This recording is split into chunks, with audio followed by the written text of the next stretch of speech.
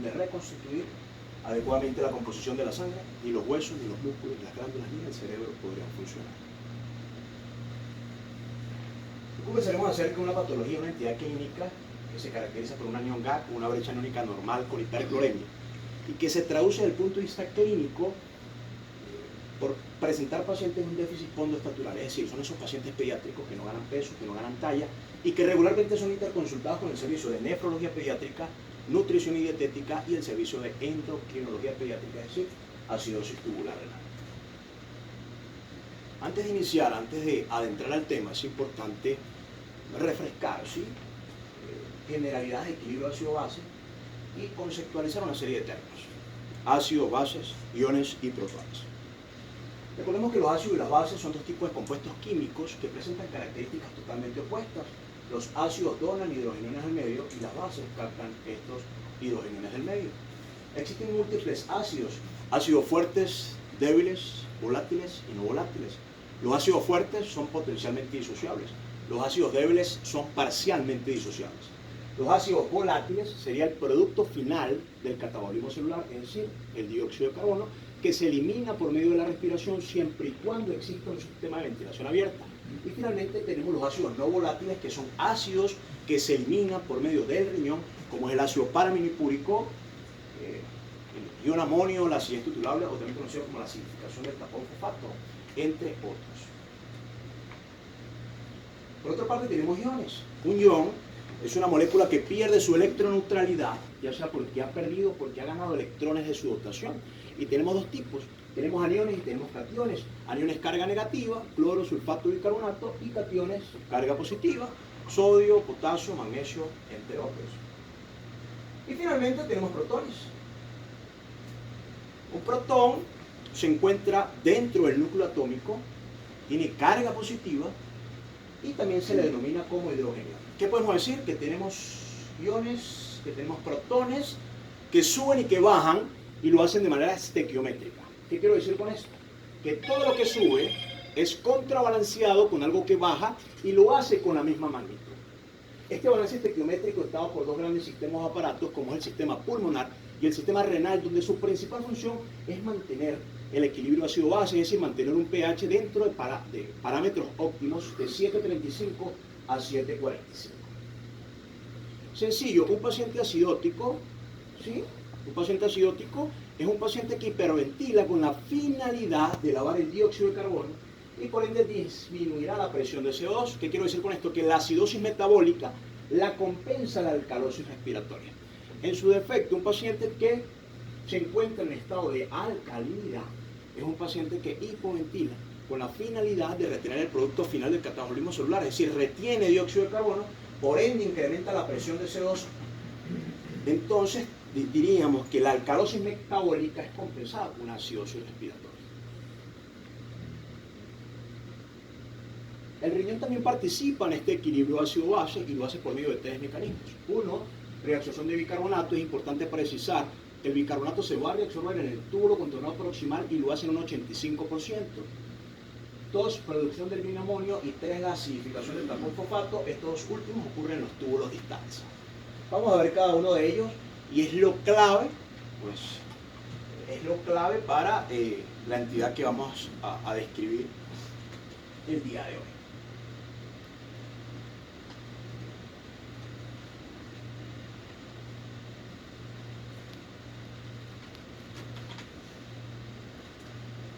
Ok, acá está. Acá ustedes pueden observar tres compartimientos: luz tubular, células tubulares y capilar peritubular.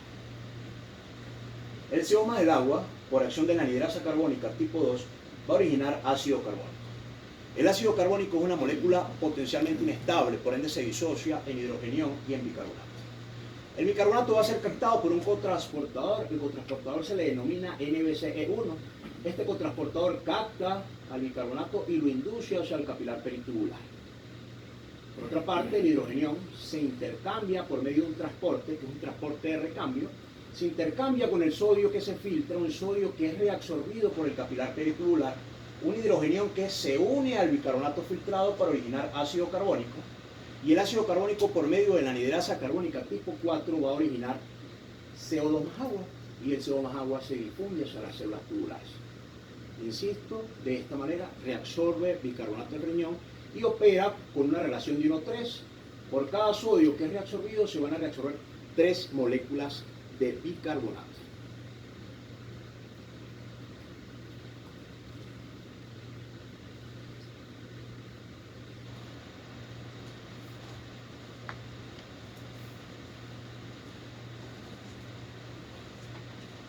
Me disculpan, problemas técnicos, estamos en vivo.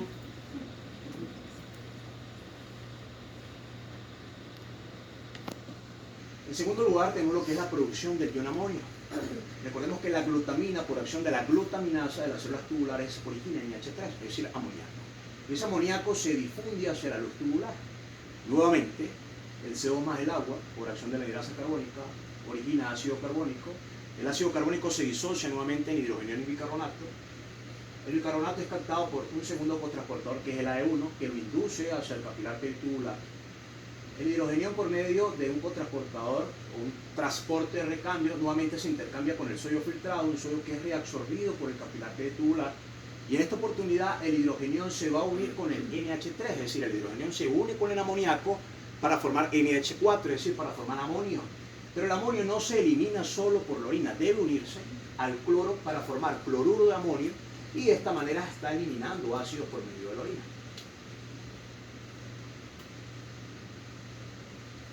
Y finalmente tenemos lo que es la acidificación del tapón fosfato, que se conoce como acidez titulable.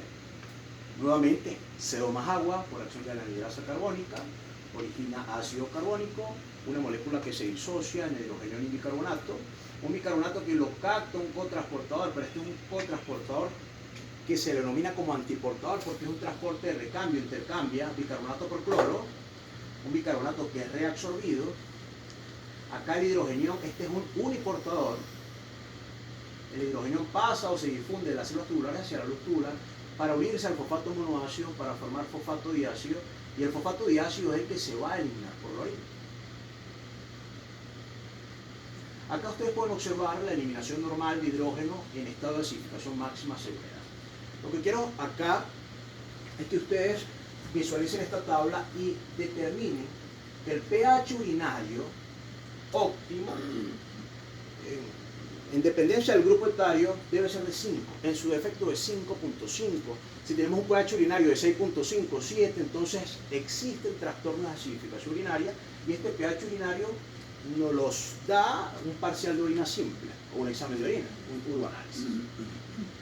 Ojo con esto, ustedes ven un pH urinario de 7 y el paciente tiene un déficit condestatural pendiente, el paciente puede estar presentando entonces una acidosis tubular renal o una tubulopatía. Por otra parte, la aldosterona. Presten atención. La aldosterona se une a una serie de receptores específicos en las células tubulares. Llega la aldosterona, se une a receptores específicos. Esta unión facilita la entrada de un sodio, apertura un canal de sodio, y este canal de sodio activa la bomba sodio-potasio. Observen. Bomba sodio-potasio que intercambia 3 sodios por 2 potasios. ¿Recuerdan ustedes la bomba sodio-potasio? El origen de la bomba sodio-potasio lo explico rápidamente. Cuando existían organismos unicelulares, estos organismos vivían en los océanos y por ende estaban sometidos de manera constante y continua a la entrada de sodio y por efecto óptico arrastraba agua. ¿Qué pasaba con estas células? Se hinchaban, correcto, se hinchaban, se dematizaban, explotaban, morían, ¿cierto? Estas células se vieron en la obligación de crear una proteína transportadora de sodio, y esa proteína transportadora de sodio era tan eficaz que no sacaba un sodio, sino que sacaba 3 sodios y lo hacía en contra de gradiente de concentración. Lo hacía por medio de transporte activo primario, es decir, necesitaba adenosín trifosfato, ameritaba de energía para poder hacerlo. Pero ¿qué se da cuenta esta célula? Que cada vez que sacaba más cation se hacía electronegativa, y ella para vivir necesitaba garantizar la electroneutralidad. Entonces, sencillo, necesitaba incorporar cationes que no fuera sodio y incorporó 2 moléculas de potasio y lo hizo a favor de difusión facilitada o difusión pasiva. Es decir, sacaba 3 sodios y lo hacía en contra de gradiente de concentración e incorporaba 2 potasios y lo hacía a favor de gradiente de concentración por difusión facilitada. De esta manera, pues por supuesto, equilibró las cargas, garantizó la electroneutralidad y de allí entonces deriva la vida. Todos tenemos un vaso de potasio. A manera de resumen, el paciente en acidosis metabólica es aquel paciente que tiene un bicarbonato bajo, un pH bajo por supuesto, y el mecanismo compensatorio pulmonar está dado por la hiperventilación con la finalidad de lavar el dióxido de carbono, disminuir la presión de CO2, por ende la acidosis metabólica la compensa la alcalosis respiratoria. Por otra parte, el paciente que está en alcalosis metabólica es un paciente que tiene un bicarbonato alto, con un pH alto. ¿Cuál es el mecanismo compensatorio? La hipoventilación. Es un paciente que hipoventila con la finalidad de retener ácidos volátiles, de retener dióxido de carbono y por ende la presión de CO2 va a estar alta. Entonces la alcalosis respiratoria la compensa la acidosis, la alcalosis metabólica la compensa la acidosis respiratoria.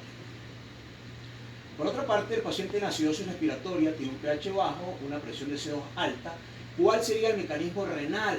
Sencillo, si el paciente está en acidosis, el riñón incrementa la reabsorción de bicarbonato en los túbulos proximales e incrementa la eliminación de ácido en los túbulos distales.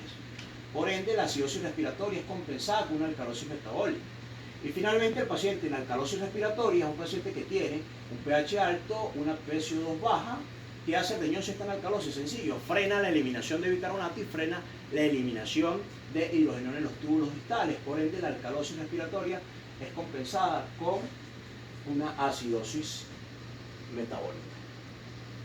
A manera de resumen, el paciente que está en acidosis hiperventila, respiración de Kussmaul, sí, ese sería el mecanismo pulmonar, y el mecanismo renal, si está en acidosis, incrementa la reabsorción de bicarbonato e incrementa la eliminación de hidrogenón en los túbulos distales. Con eso va a garantizar el equilibrio ácido-base. Por el contrario, el paciente que se encuentra en estado de alcalinidad es un paciente que hipoventila desde el punto de vista respiratorio y desde el punto de vista renal frena la reabsorción de bicarbonato y frena la eliminación de hidrogeniones.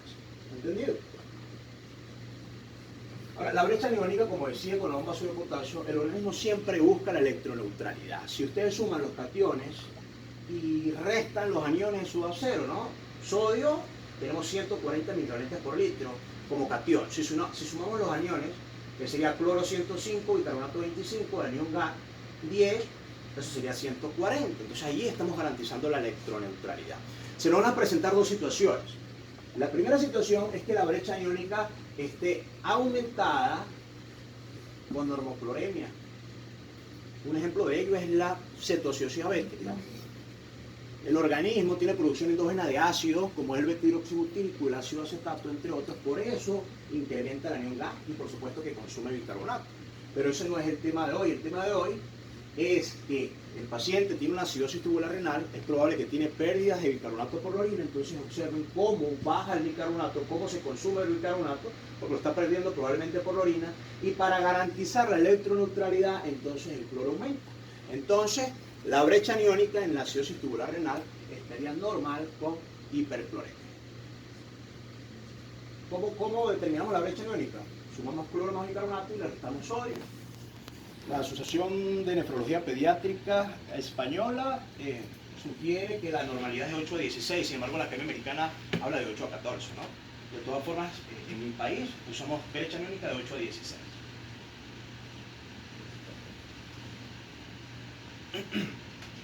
Ahora sí, entrando en materia, que es la acidosis tubular renal, es la alteración fisiopatológica del metabolismo ácido-base que se caracteriza por la presencia de acidosis metabólica hiperclorémica ocasionada por la pérdida renal de bicarbonato o por la reducción de la excreción tubular renal de hidrogenasa.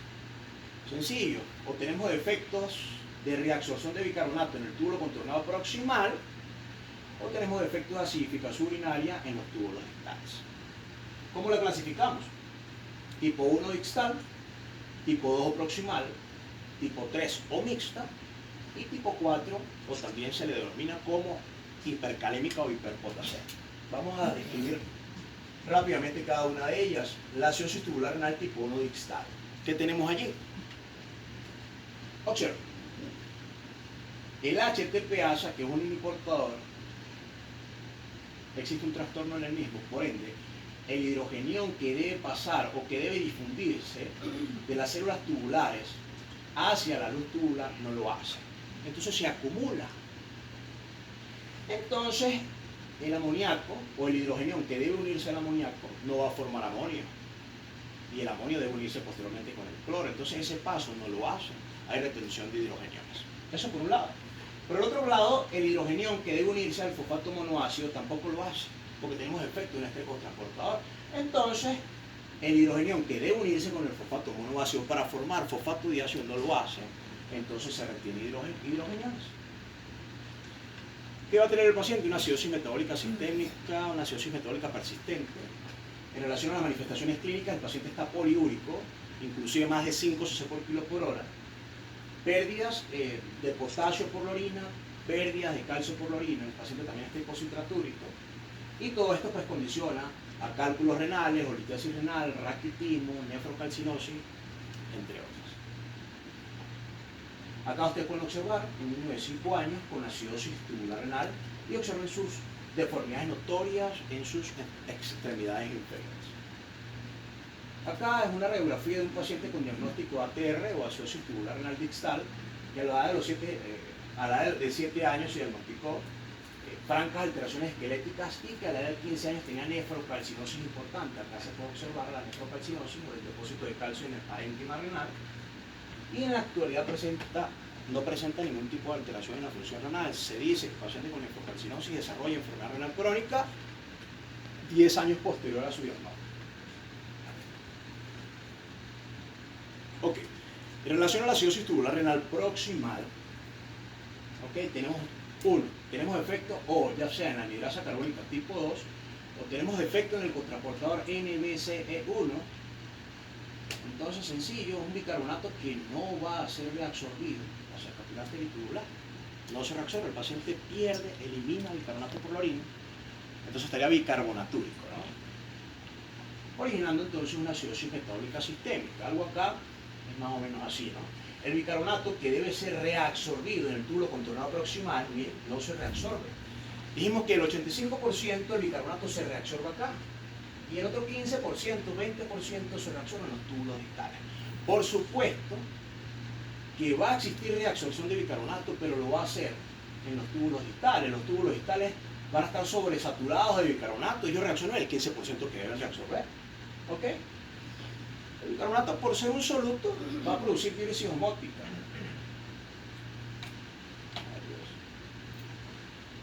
Por ser un soluto, el bicarbonato va a producir diuresis osmótica. ¿Ok? Y la diuresis osmótica va a producir deshidratación. Y la deshidratación origina una disminución del volumen plasmático, un descenso de tasa de filtración glomerular, el riñón va a estar hipoperfundido. Entonces el riñón libera renina, angiotensina, aldosterona, el paciente puede estar inclusive hipertenso, por lo anteriormente descrito. Y como mecanismo autorregulador se activa la aldosterona que va a hacer, va a reabsorber 3 moléculas de sodio, pero va a depletar 2 moléculas de potasio por la orina, entonces el paciente puede estar hipocalémico. La clasificamos de 2 tipos. Una clasificación primaria o aislada es aquel donde el paciente solamente presenta bicarbonaturia, sin otro tipo de alteración urinaria.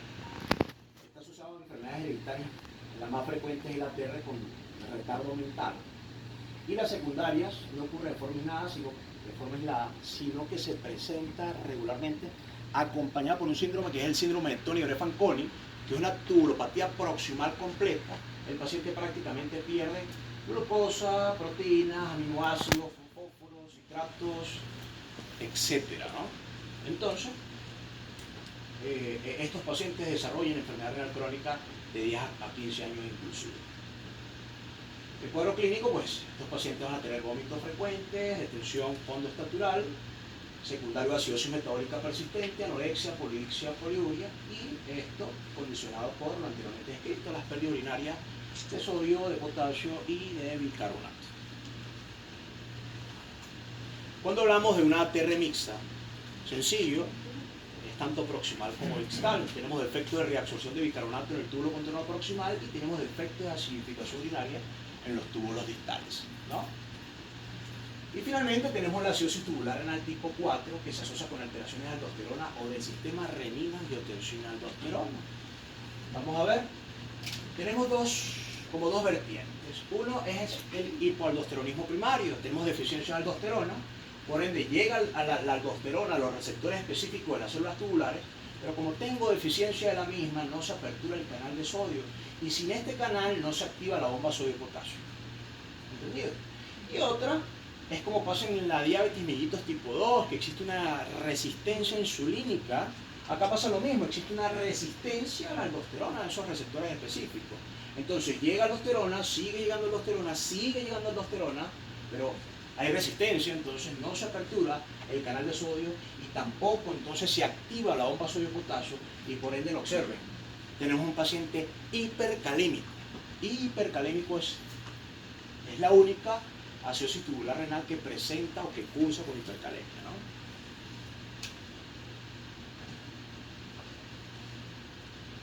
Cuadro clínico, el paciente está por supuesto poliúrico, todas cursan con poliuria, más de 3 cc por kilo por hora, inclusive más de 5 cc por kilo por hora. Episodios frecuentes de deshidratación, está poliúrico, eso origina disminución del volumen plasmático, deshidratación, hipoperfusión renal, etc. Hipercalemia, hiponatremia, acidosis metabólica persistente, concentraciones plasmáticas de aldosterona elevada y por supuesto actividad plasmática de renina aumentada. Ok, acá este cuadro es un cuadro diagnóstico para determinar si es tipo 2, tipo 1, tipo 3 o tipo 4. El potasio plasmático en la tipo 2 va a estar disminuida, en el tipo 1 y tipo 3 va a estar disminuida y en la tipo 4 por supuesto que va a estar aumentada. El cloro plasmático dijimos que es la brecha aniónica normal con hipercloremia, entonces en todas el paciente va a estar hiperclorémico, es decir que el cloro va a estar aumentado. El pH urinario en la tipo 2 va a estar aumentado, igualmente en la tipo 1 y en la tipo 3, y en la tipo 4 va a estar normal. La acidez titulable o la acidificación del tapón fosfato en la tipo 2 va a estar normal, en la tipo 1 y en la tipo 3 va a estar disminuida y en la tipo 4 va a estar normal. En la mole en la orina, igualmente, normal en la tipo 2, en la tipo 1 y en la tipo 3 disminuido y en la tipo 4 va a estar normal. La excreción fraccionada de bicarbonato en la tipo 2 va a estar aumentada, en la tipo 1 va a estar normal, en la tipo 3 va a estar aumentada y en la tipo 4 va a estar normal. Y la nefrocalcinosis regularmente se presenta en la tipo 1 y en la tipo 3, no se presenta en la tipo 2 ni en la tipo 4. Y en la brecha aniónica, por supuesto, que va a estar normal en todas estas tubulopatías. El tratamiento de estos pacientes regularmente es a base de soluciones alcalinizantes, ¿sí? Vamos a administrar un aporte de álquiles y electrolitos, principalmente a base de citratos o soluciones citratos y aportes de bicarbonato.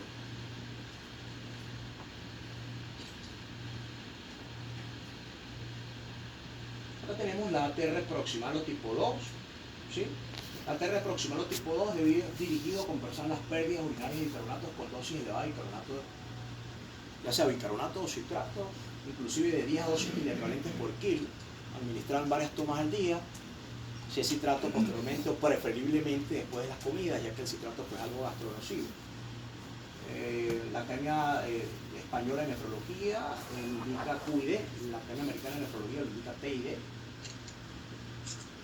En relación a la acidosis tubular renal distal o tipo 1, la administración de bicarbonato de citrato es una cantidad suficiente para compensar la producción endógena de hidrogeniones, el lactante a 8 milicalentes por kilo día, en niños mayores y adultos de 2, inclusive de 2 a 5 milicalentes por kilo por día, ¿no? Y en la ATR tipo 4, suprimir fármacos que retienen potasio. Acá está contraindicado los diuréticos orales de potasio, como es la espironolactona, por supuesto, el olor de potasio, estos pacientes son hipercalémicos. El uso de resinas de intercambio iónico, como es el cayoxalate. Algunos autores sugieren el uso de salbutamol, de bicarbonato, de gluconato de calcio inclusive, y un aporte de álcalas de 1.5 a 2, otros textos hablan hasta 4, 4.5 milivalentes por kilo día. Este fue un estudio que realicé en conjunto con el doctor Eliezer Urdaneta, él es pediatra, es nefrólogo infantil, es jefe del departamento de trasplante renal del Hospital Universitario de Los Andes.